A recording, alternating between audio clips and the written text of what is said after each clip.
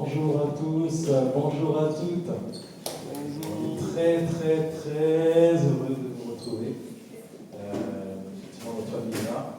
On aura l'occasion de témoigner tout à l'heure, mais franchement, on a senti vos prières, votre soutien, et surtout, on a senti votre amour. Même si on était à l'hôpital, on a regardé ce qui se passait ici sur YouTube.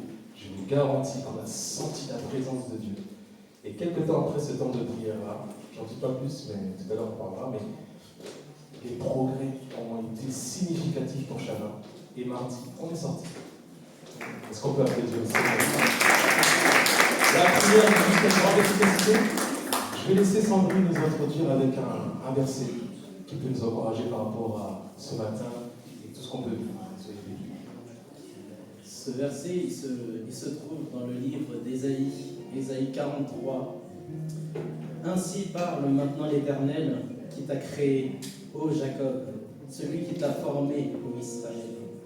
Ne crains rien, car je te rachète. Je t'appelle par ton nom, tu es à moi. Si tu traverses les eaux, je serai avec toi. Et les fleuves, ils ne te submergeront pas. Si tu marches dans le feu, tu ne te brûleras pas, et la flamme ne t'embrassera pas. Amen. Amen. Est-ce que vous y croyez? Même s'il y a le feu de l'épreuve, même s'il y a l'eau qui est là, le Seigneur est avec nous. Imaginez-vous le peuple d'Israël qui sort d'Égypte, qui sort de la captivité. Ce matin, on va marcher spirituellement. On va prendre position et on va aller vers la terre promise. On va aller vers la bénédiction. Et même s'il y a l'eau qui est devant nous, on va le déclarer: l'Éternel est mon berger. Amen.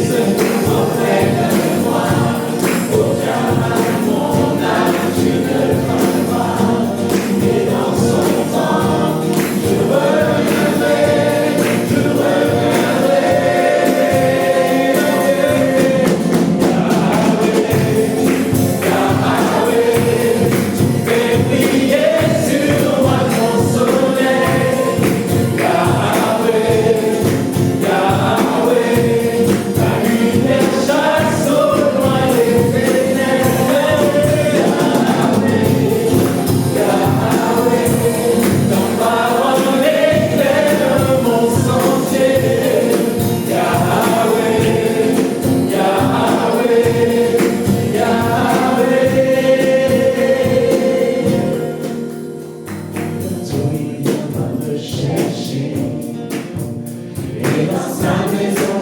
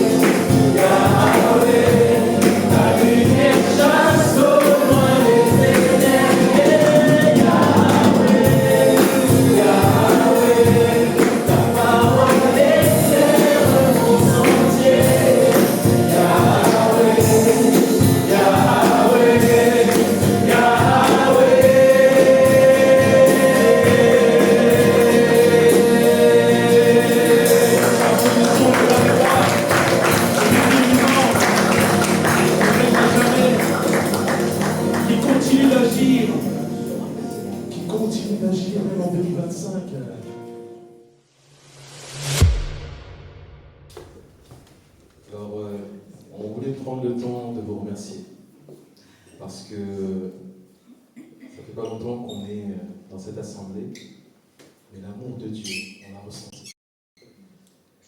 Donc, pour récapituler ce qui s'est passé, c'est que il y a maintenant 2 semaines, Shana se plaignait, elle avait mal au ventre dimanche après-midi. Et puis, on s'est dit, on va lui donner du Doliprane et puis ça va passer. Le lendemain, lundi, elle a encore mal au ventre. Et là, avec ma femme, on s'est dit, bon, si le lendemain, elle a encore mal au ventre, on l'emmène aux urgences et on verra ce qui en passera. Et donc, lundi soir, elle a mal, mardi matin, elle a mal, on l'emmène aux urgences, vers 9h40 à Auxerre, à l'hôpital. Ils ne savaient pas ce qu'elle avait. Elle avait mal, donc de 9h40 jusqu'à 13h, elle a fait un scanner, elle a fait, je ne vais pas rentrer dans les détails, mais elle a fait plusieurs tests, pour au final conclure qu'elle avait une appendicite péritonite. Donc c'est-à-dire que l'appendice avait éclaté déjà et que le liquide se répandait. Gloire à Dieu parce qu'ils sont intervenus à temps. Et le chirurgien m'a dit, il était temps. L'opération s'est bien passée. Ça dure un peu plus d'1 heure, je pense. Et au final, on s'est retrouvés pendant combien de temps, Chana? À l'hôpital. 2 semaines. Et c'est fort parce que du coup, on partageait l'histoire de Job et on a eu le soutien de plusieurs personnes d'entre vous, toute l'église, la famille. On s'est souvenu que Job a été aussi attaqué, mais à la fin, il s'est retrouvé plus riche qu'avant cette situation qu'il avait traversée. Alors, Chana, qu'est-ce que tu veux dire à l'église? Merci pour vos prières.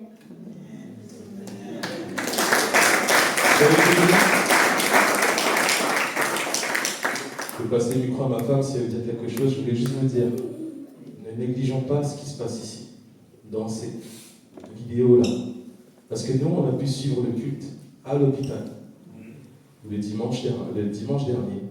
Et quand vous avez prié, après cette prière-là, vous avez crié à Dieu.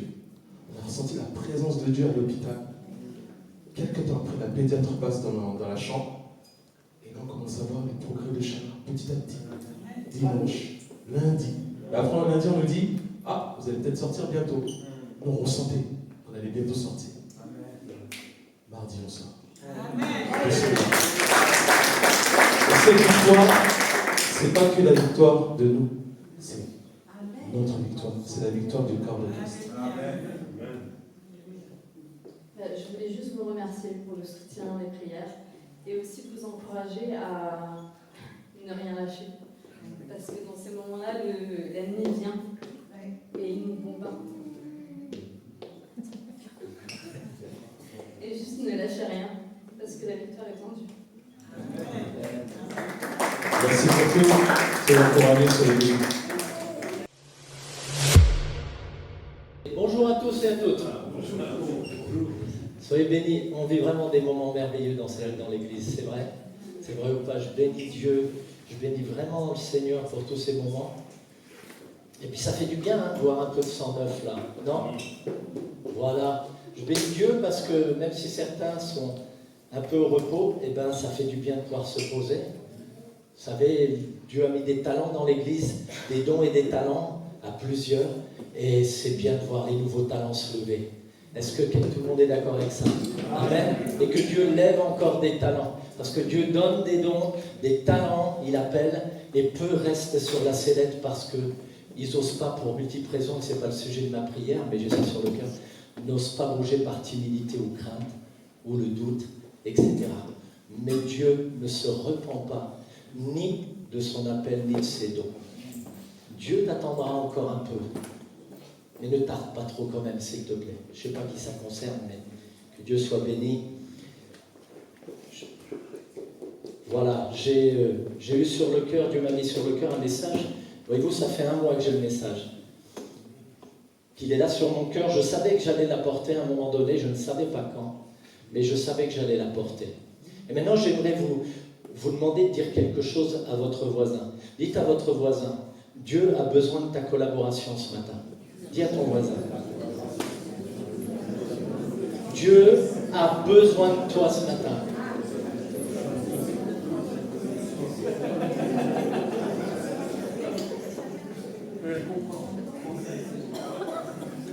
Je vais prier et puis introduire ce message. Autre chose, j'avais une autre pensée sur le cœur, je ne voudrais pas la perdre avant le message. C'est pas parce qu'ici on prie en particulier pour certaines personnes des fois que Dieu ne voit pas les autres dans leurs besoins. Dieu entend vos prières et sachez que dans toutes les chaumières, pour faire une rime, dans toutes les chaumières, il y a des gens qui prient. Vous savez, ça s'appelle la famille de Dieu.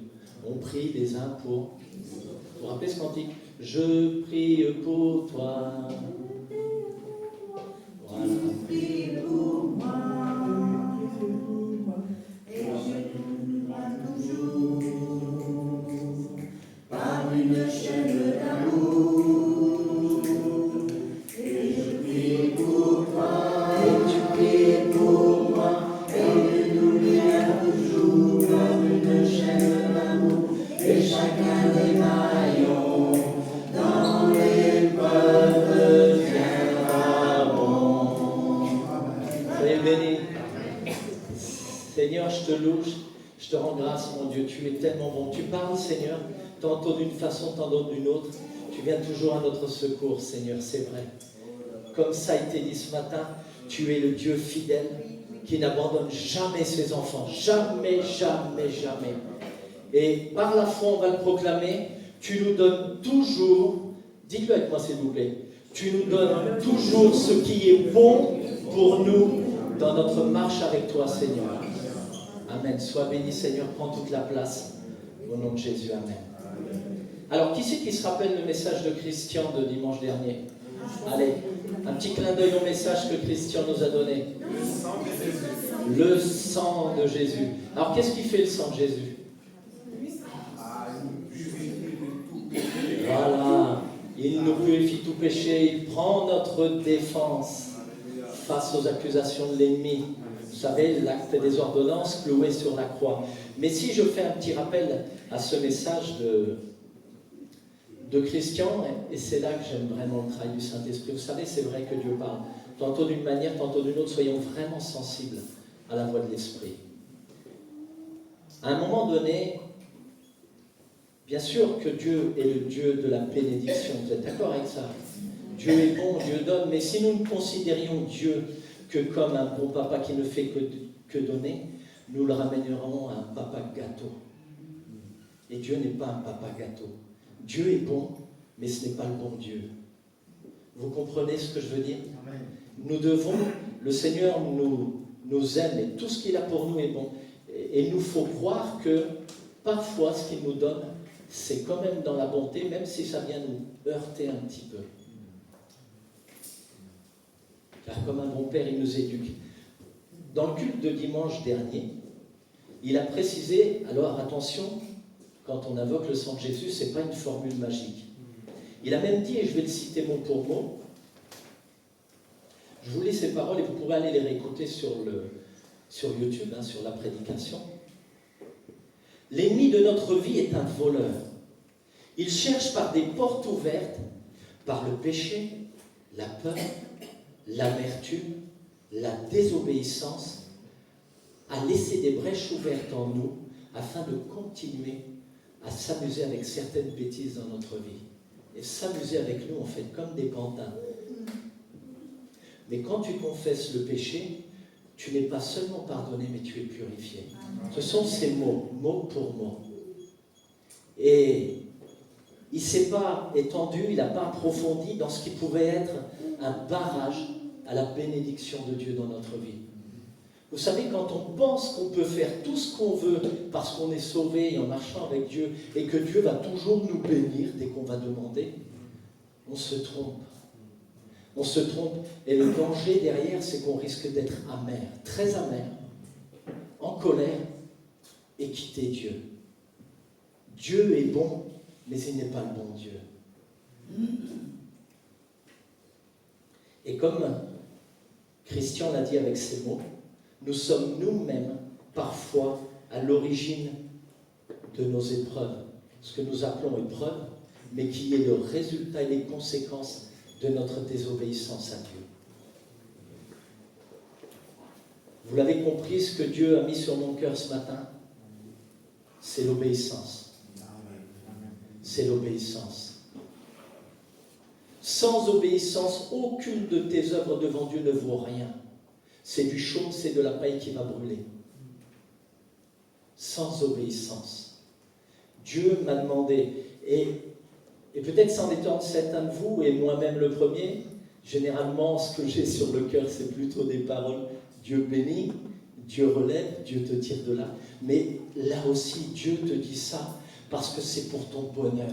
C'est pour te donner la victoire. Il y a quelque temps, Dieu m'a donné une image. J'étais en prière à la maison et j'ai eu une image. J'ai vu comme dans le ciel un grand échiquier. Un grand échiquier. Vous aviez Satan en face et Dieu de l'autre côté. Satan pouvait porter des coups, certains coups, et Dieu, pour répondre à ces coups dans ta vie et te donner la victoire, avait besoin de toi. Tu comprends pourquoi je t'ai demandé tout à l'heure, dis à ton voisin, Dieu a besoin de toi. Dieu a besoin que tu t'associes à lui pour qu'il puisse déplacer le pion qui va te donner la victoire. Dieu a besoin de ton obéissance. L'obéissance, loin d'être quelque chose de très dur, attention, si tu n'obéis pas, tu vas prendre un coup. Vous savez, ça on l'a tiré de la religion, du catholicisme très dur. Mes parents en étaient. Et moi, quand j'ai grandi, j'avais un Dieu dans ma tête. Et souvent, j'entendais cette expression, tu vois ce que tu as fait là, Dieu l'a vu. Tu vas voir ce qui va t'arriver au tournant. Et voilà l'image qu'on m'avait dressée de Dieu. C'est pas ça. C'est pas ça du tout. Quand Dieu nous parle d'obéissance, c'est parce que c'est une vertu. C'est parce que c'est quelque chose de bon pour nous, de très bon pour nous. L'obéissance déclenche la bénédiction de Dieu dans ta vie. J'aurais pu parler du péché, parler de la crainte, comme tu en as parlé autre, mais c'est vraiment l'obéissance qui a tapé dans mon cœur il y a un mois. Et vous savez, le premier, je ne me mets pas au-dessus de vous, parce que ça, c'est vraiment ce que ça m'a concerné, moi, le premier. Et en lisant la parole, je me suis aperçu par moments que José, des fois, tu flirtes un peu avec la tangente.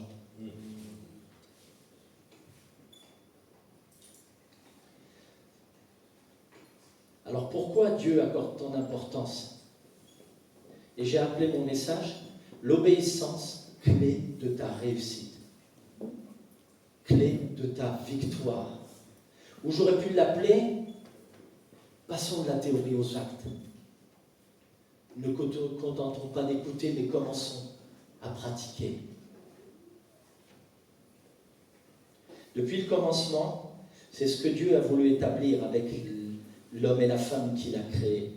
L'obéissance. Qu'est-ce qu'il a dit dans le jardin d'Éden à Adam et à Ève? Ne mangez pas du fruit de l'arbre de la connaissance du bien et du mal, parce que le jour où vous en mangerez, vous mourrez certainement. Dieu donne un bon conseil. Il donne un bon conseil, un bon commandement à Adam et Ève. Et ils ont douté. Ils ont cru les mensonges du diable. Ils ont désobéi. Et vous savez que cette désobéissance, pourquoi Dieu a vraiment du mal avec la désobéissance? La désobéissance peut avoir des fois des conséquences gravissimes dans ta vie. Et plus que dans ta vie, pour ceux qui t'entourent. Vous savez ce que nous dit Romains 5, 19? En effet, tout comme par la désobéissance d'un seul homme, beaucoup ont été rendus pécheurs. La désobéissance d'Adam et Ève ont fait toute l'humanité des pécheurs. Conséquences gravissimes. Gravissimes. C'est pas anodin la désobéissance. C'est pas anodin. Ça peut avoir vraiment des conséquences désastreuses dans ta vie.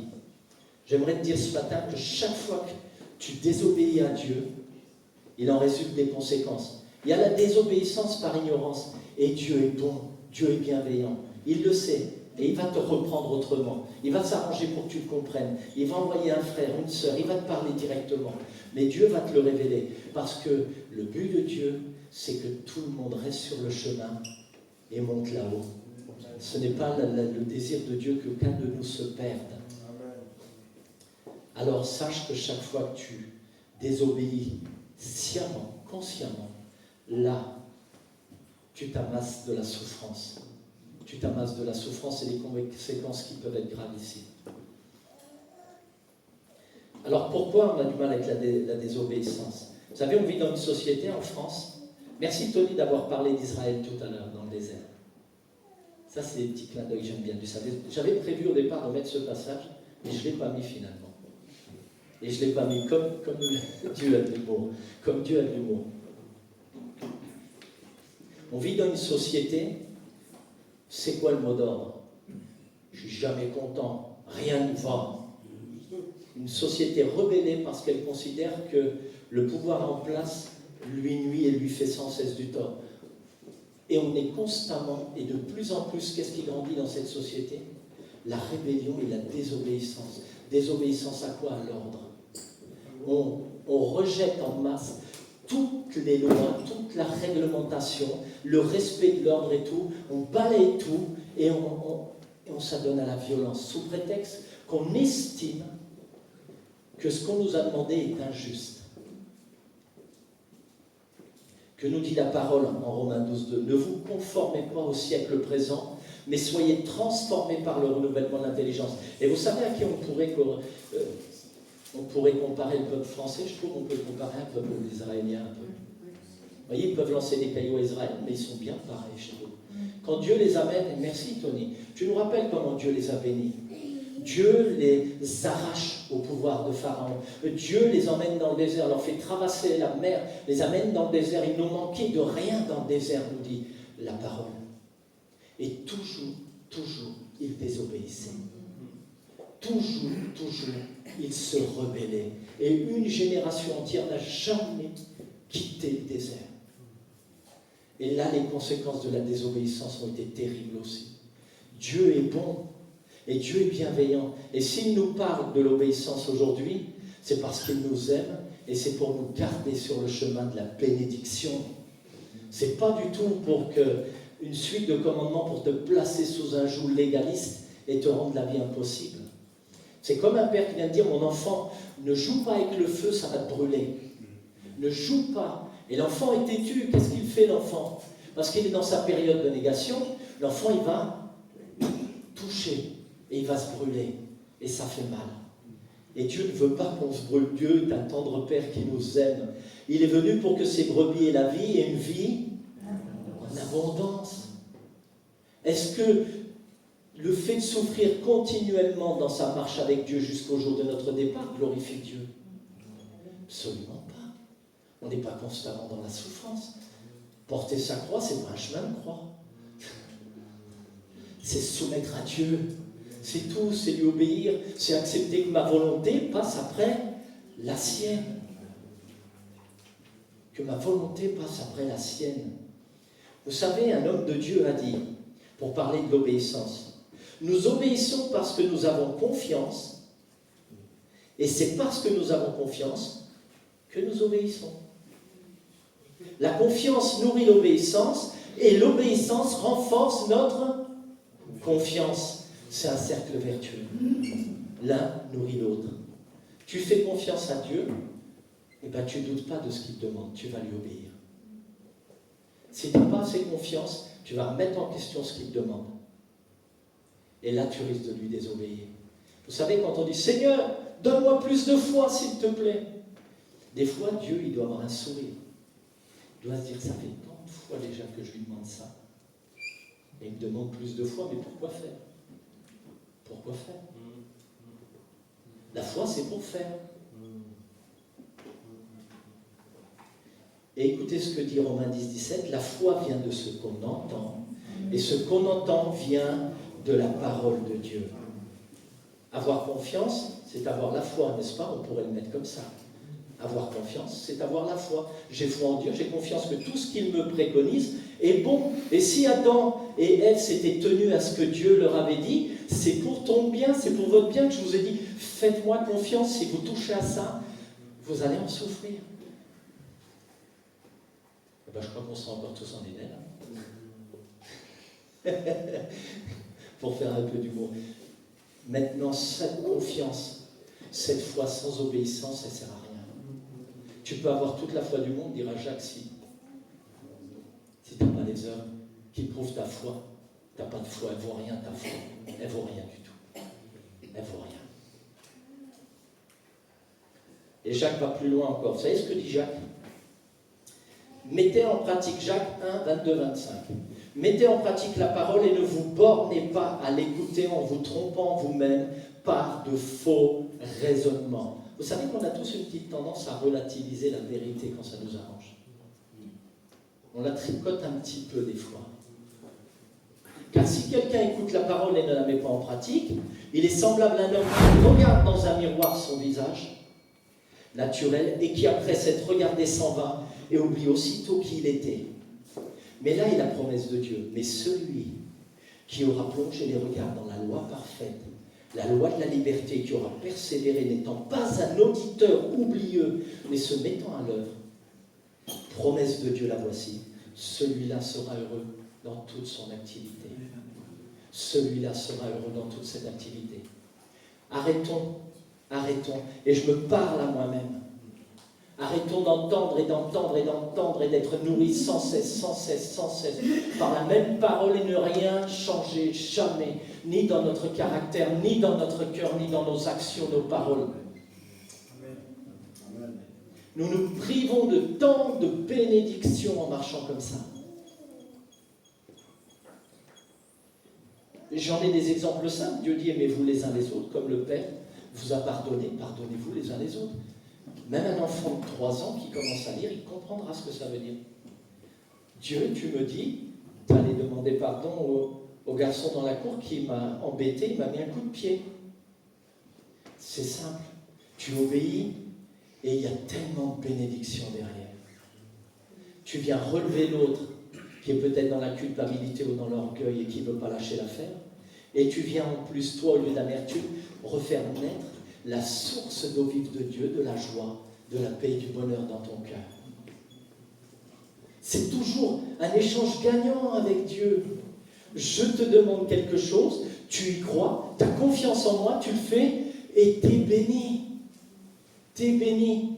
Le Seigneur m'a vraiment mis sur le cœur quand je faisais ce message. Dieu est tellement attristé, qu'il y en est tellement qui restent dans la souffrance à cause de la désobéissance.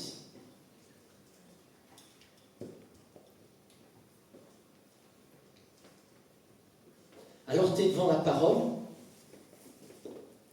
et la parole, elle te dit ça, et puis là te revient à l'esprit ce frère, cette sœur, et qui t'est indifférent. Peut-être qu'il va te revenir à l'esprit, alors que tu médites la parole de Dieu, que tu es en présence de Dieu, un trait de ton caractère qui ne va pas. Peut-être que, alors tu es dans la présence de Dieu, Dieu est en train de t'avertir parce que tu prends un chemin qui va t'emmener dans des dérives et bien des problèmes. Et là, tu commences à réfléchir à la parole de Dieu là, qui te parle, ce réma, cette parole. Vous savez, la parole révélée, c'est le réma. Et là, ça te travaille le cœur. Puis tu refermes, tu passes à tes occupations, tu pries peut-être Dieu un peu. Qu'as-tu fait de cette parole après? Les actes. Les actes. La foi sans les œuvres, sans les actes, ne vaut rien. Dieu préfère l'obéissance à tous les sacrifices du monde. Tu peux mettre en place tout un tas de règles. Tu ne feras pas ci, tu ne feras pas cela, tu ne diras pas cela, tu ne feras pas cela, tu ne mangeras pas ci, ça. Mais qu'à côté, tu désobéis à un seul commandement de Dieu, la parole est claire, tu es à l'envers. Tu es à l'envers. Si pendant ce temps, tu tabasses ta femme, ou si pendant ce temps, tu insultes ton voisin, tu es à l'envers. Tu peux appliquer tous les commandements que tu veux, tu es à l'envers. Excusez-moi d'être droit, mais je ne veux pas venir vous brosser le poil, j'en rendrai compte à Dieu.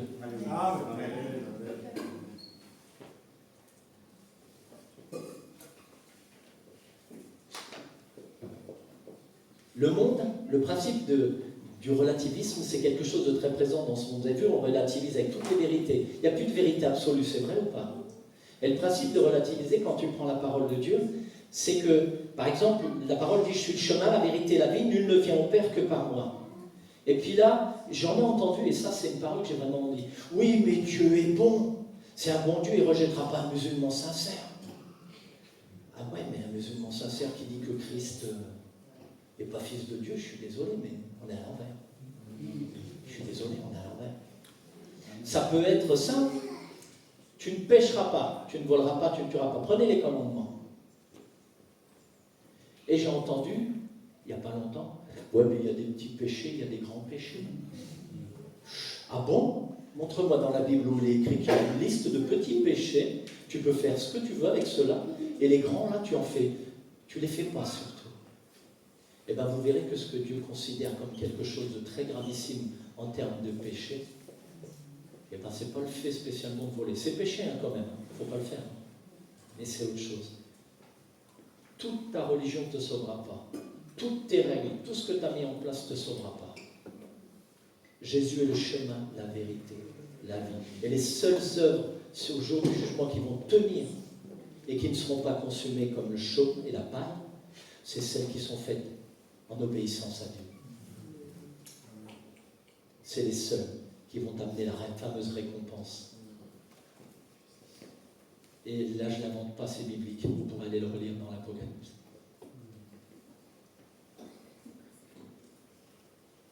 Alors, se mettant à l'œuvre veut dire mettre à marcher dans l'obéissance. Il y a toujours ce petit verset qui me revient.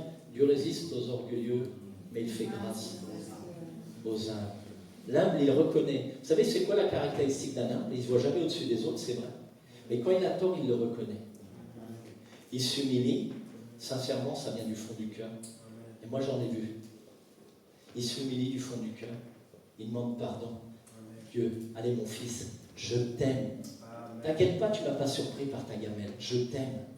Je savais qu'il y avait ce petit problème encore en toi. Donne-moi la main, on repart, fiston. C'est reparti. Ça, c'est la bienveillance de Dieu. C'est l'amour de Dieu. Et le sujet de cette prédication, ce n'est pas du tout de vous faire culpabiliser ou de vous écraser. C'est vraiment de vous dire l'obéissance, c'est vraiment un vecteur de bénédiction, de réussite dans ta marche avec Dieu et d'accéder à ses plans pour ta vie. Alors, je vais donner un petit témoignage en parlant de... Parce qu'une fois, le Seigneur, il est venu me chercher, moi. Ça a été chaud. Et je bénis ce couple pastoral, là, qui est devant vous, qui a été de Pont-Conseil, Niki et Vincent. On les a bénis tout à l'heure d'être là, ils ont béni Dieu, parce qu'ils étaient vraiment appelés là de Dieu. Et il y a vraiment une œuvre ici de restauration dans cette église, de relèvement. Le Seigneur me confronte à un larcin que j'ai fait il y a... Oh, je me rappelle même plus tellement, c'est loin. J'avais 27 ans. Ah non, je suis jeune, il y a 3 ans. Non, il y a presque 30 ans. Voilà, vous devinez à peu près mon âge. 70. Et je vous assure que je n'étais pas fier. Mais vous savez que j'ai résisté longtemps. Ça a duré des années, je me trouvais tout le temps des bonnes excuses, je relativisais. Dieu me dit, tu vois le matériel que tu as chippé à la MJC, j'étais animateur bénévole à MJC Musculation à Migène, à cet âge-là. Et à un moment donné, je vais arrêter l'activité, ils changent de salle, ils rachètent du nouveau matériel, on m'en donne un peu. Et comme si j'en avais pas assez, je suis allé en chipper encore un peu. Ça, c'était moi avant le Seigneur. Voilà. Rassurez-vous, je n'étais pas encore à Christ. Voilà, je ne fais plus des trucs comme ça maintenant, hein. Cool. Ne me regardez pas quand il travaille.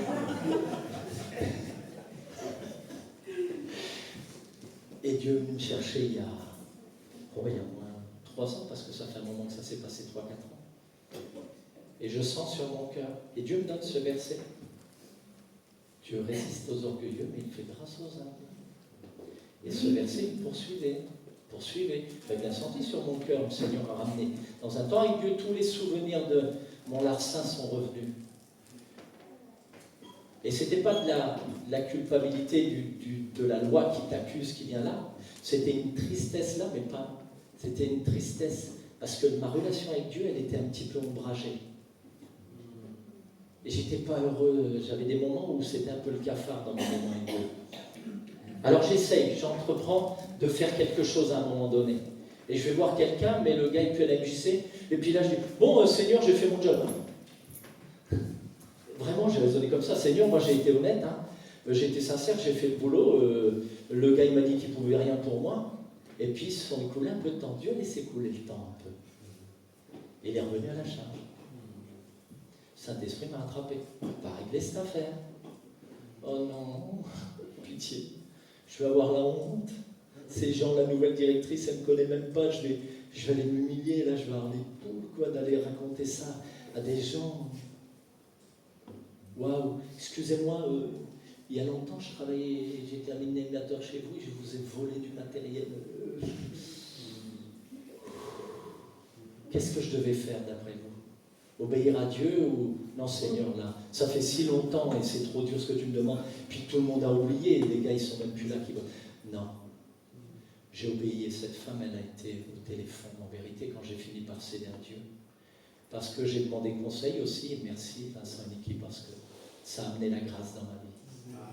Et ça a ramené, la grâce était là, mais ça a amené de la joie à nouveau, de la bénédiction, et quelque chose de plus fort dans ma relation avec Dieu, encore qu'avant. De plus fort. Et dans la sensibilité à la voix du Saint-Esprit. Ces choses-là. Vous savez que l'obéissance, Saint-Esprit, on peut l'attrister. Je vais le dire parce que j'ai sur le cœur de le dire. Saint-Esprit, on peut l'attrister, c'est biblique, vous irez chercher. Comme ça, au moins, vous allez vous nourrir. Peut-être bien dévorer la parole. Le Saint-Esprit, on peut l'attrister. Si tu désobéis, tu l'attristes. Si tu l'attristes, tu ne l'entends plus. Ben oui, s'il se retire. Déjà que sa voix est douce, s'il part 100 mètres plus loin, est-ce que tu vas entendre la voix douce? Non. Et en fait, l'obéissance, même dans ta relation avec Dieu, elle va la faire grandir. Tu vas grandir dans ton écoute de Dieu, dans ton discernement. C'est fou ce que l'obéissance est vraiment quelque chose de bon. Et rassurez-vous, où vous en soyez, parce que l'obéissance, on l'apprend toute sa vie, où que vous en soyez au niveau de l'obéissance avec Dieu, Dieu nous invite ce matin à grandir dans ça et à vous épanouir. Parce qu'il veut vraiment une vie abondante pour tout le monde. Donc j'ai obéi, et cette dame-là, au téléphone, mais pourquoi vous faites ça? Mais pourquoi vous décidez pas plutôt de les garder et de... Ça fait longtemps, moi je ne vous connais pas. Je dis, madame, entre-temps j'ai rencontré Jésus. Et le Seigneur, il me dit de les rapporter. Alors je les rapporte. Je ne sais pas si vous croyez en Dieu, mais moi je crois en Dieu. Et je sais que Dieu me dit, ramène-les. Et je les ai ramenés. Et là j'ai rencontré une autre personne encore, là que la MJC, c'était pas elle. Donc j'ai été humilié un autre coup. Non mais ça c'était pour le bon.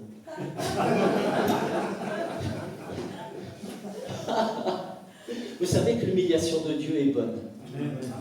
Dieu n'humilie pas pour vous écraser, vous abattre.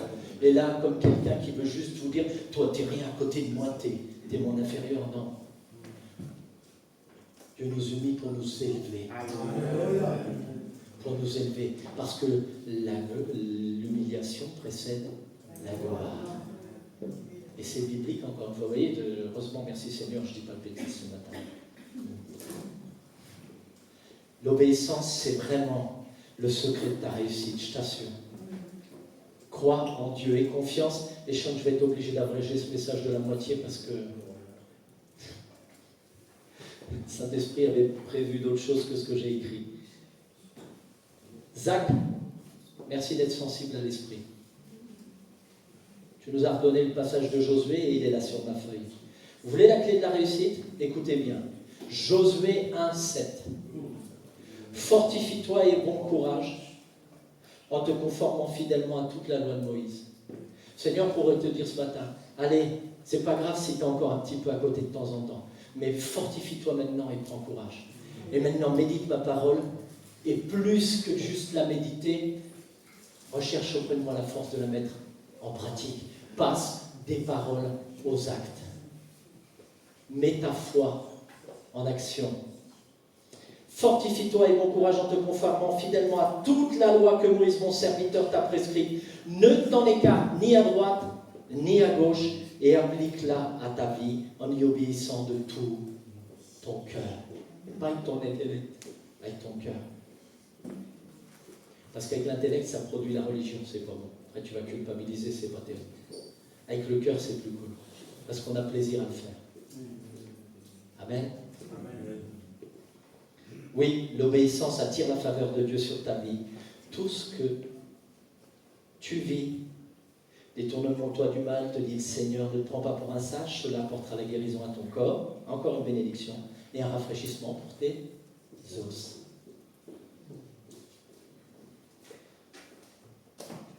Et je vous ferai don de toutes les bénédictions listées en nombre 28. Je ne vais pas les lire, mais je vous invite à aller les parcourir. Alors j'ai une question maintenant. Le Seigneur m'a mis sur le cœur de poser une question parce que maintenant que j'ai confessé à moi ce que Dieu m'avait dit une fois, ça fait du bien de le dire maintenant. Waouh, c'est encore mieux quand c'est dit à plusieurs personnes que c'est mis dans la lumière. Waouh, je sens une joie, ça fait du bien. Que Dieu est bon. Qu'est-ce que Dieu il te demande depuis un moment? Qu'est-ce que Dieu il te met à cœur à chaque fois que tu te mets dans sa présence? Tu peux le garder pour toi, il n'y a pas de souci, on ne te demande pas de le mettre ici, de le dire à tout le monde. Tu peux mentir, mais à Dieu, tu mens pas. Qu'est-ce que Dieu te demande depuis un moment? Est-ce que ça a à voir avec ton caractère? Est-ce que ça a à voir avec tes décisions, avec le chemin que tu prends? Est-ce que ça a à voir avec un frère, une sœur, un voisin, un collègue de travail? Quoi que le Seigneur te demande, je t'invite vraiment à répondre par l'obéissance. Et crois-moi, tu vas vivre un temps de rafraîchissement, de bénédiction, de bonheur.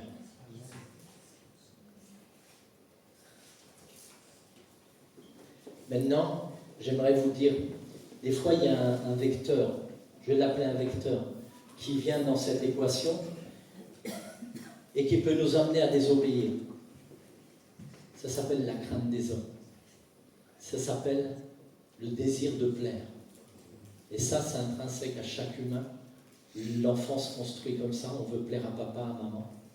On veut plaire à sa petite voisine.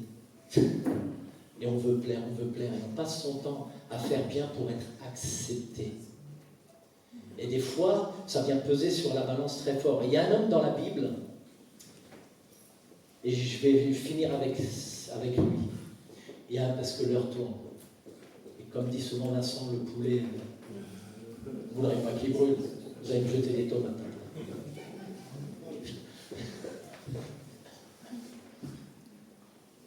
C'est Saul, le roi Saül, pardon. C'est le roi Saül.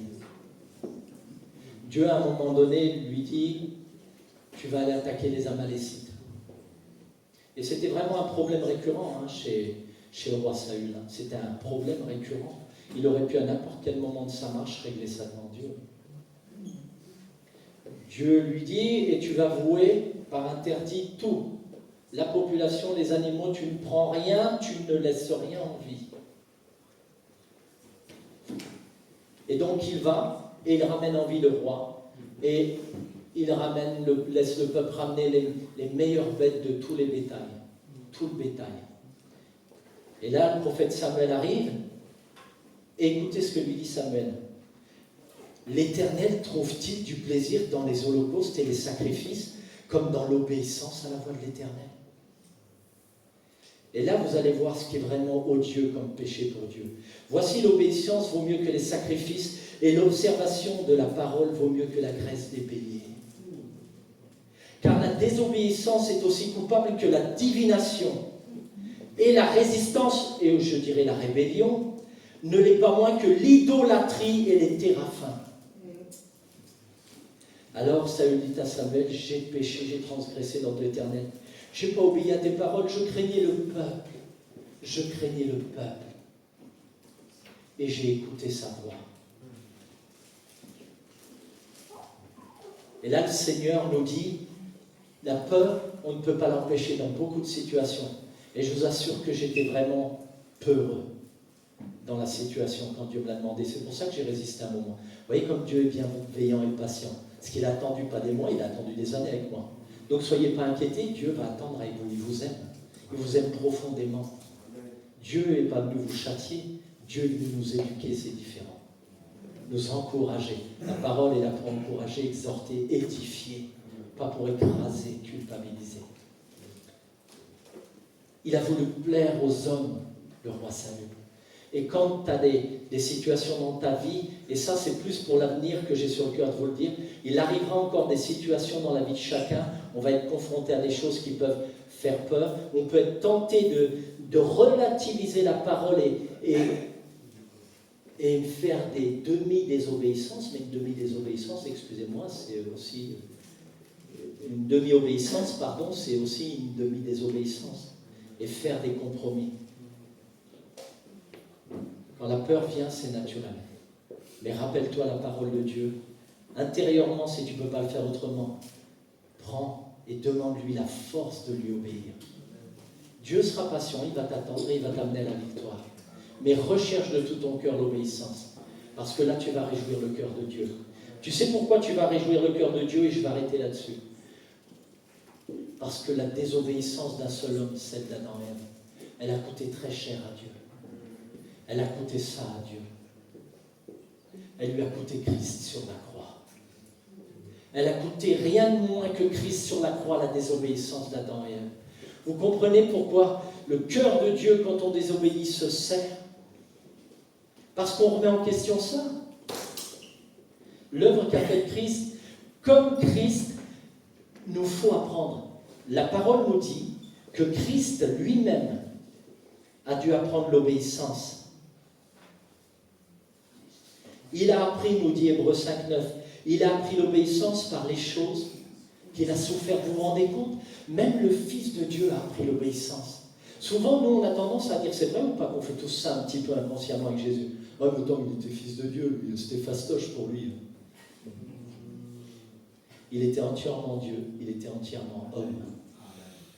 Il était entièrement homme, et il nous dit qu'il a été tenté en toutes choses comme nous, sans jamais céder au péché, à la tentation. Jamais. Et vous savez pourquoi la mort, elle ne pouvait pas le retenir d'abord? Romain nous dit que le salaire du péché, c'est... Est-ce que Christ, il a péché? Est-ce que la mort pouvait le retenir? Allez, donnez une grande ovation à Jésus.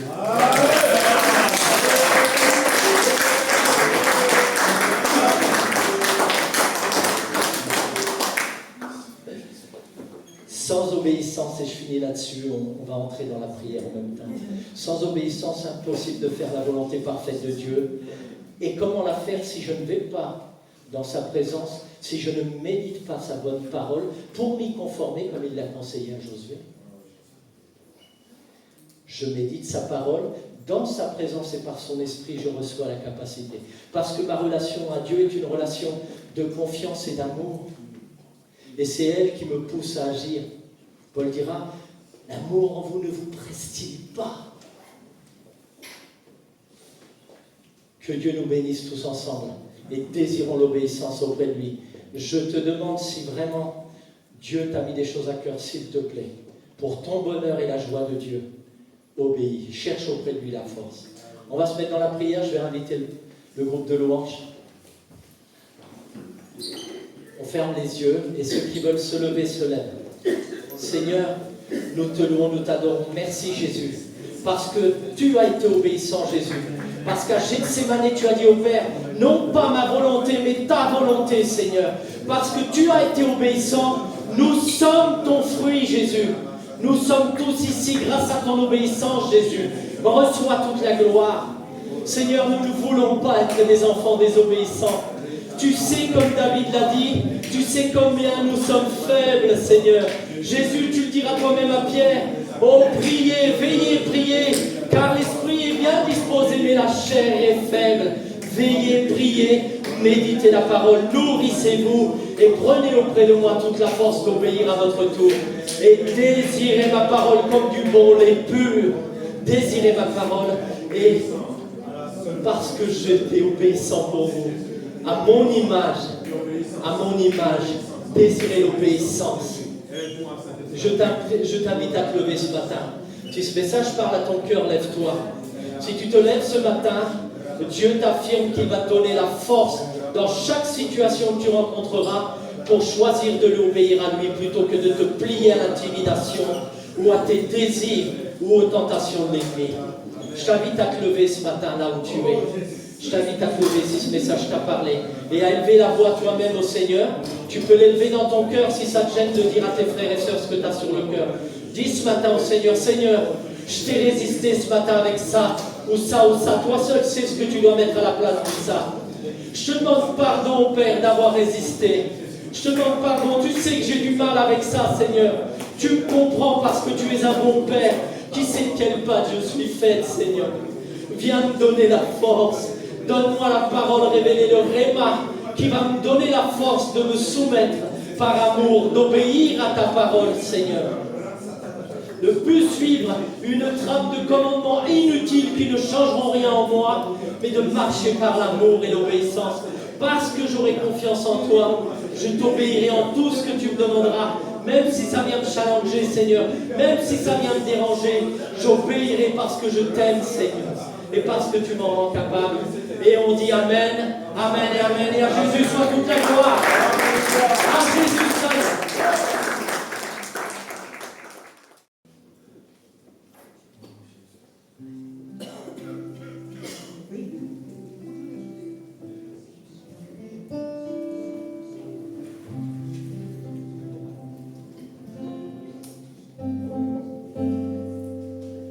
J'écouterai ce que dit Dieu, car il est moi pour qui il est beau. Sa paix divine est sur tous ceux qui vont à lui dans bien le doute. Fidèlement, je veux le suivre, je veux marcher dans ses sentiers. Il est la main qui me délivre de la folie de mes projets. Ta bienveillance, ô Éternel, vaut mieux que tout ce que j'ai vu.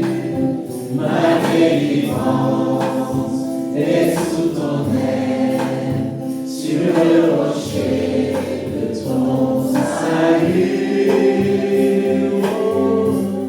Ta bienveillance, ô Éternel, vaut mieux que tout ce que j'ai vu. Ma délivrance est sous ton aile, sur le rocher de ton salut.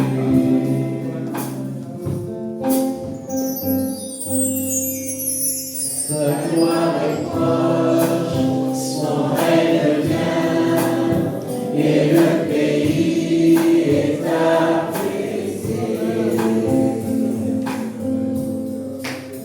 Lorsque la crainte est en chacun, lorsque son nom est exalté, marchons en paix, suivant son pas, en justice et en vérité. Recevons tout ce qu'il voudra, ce que sa main veut nous donner. Ta bienveillance, ô Éternel, vaut mieux que tout ce que j'ai vu. Ma délivrance est sous ton aile, sur le rocher de ton salut. Ta bienveillance, ô Éternel, vaut mieux que tout ce que j'ai vu. Ma délivrance est sous ton aile, sur le rocher de ton salut. Ta bienveillance, ô Éternel, vaut mieux que tout ce que j'ai vu. Ma délivrance est sous ton aile, sur le rocher de ton salut. bienveillance éternelle, au mieux de tout ce que j'ai vu, ma délivrance est sous ton aile, sur le rocher de ton salut.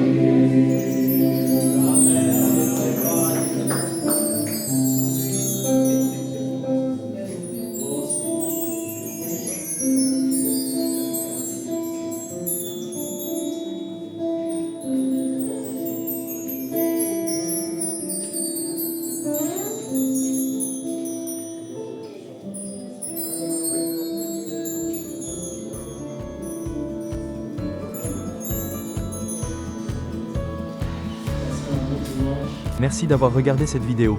Nous espérons qu'elle t'a encouragé et fortifié dans ta foi.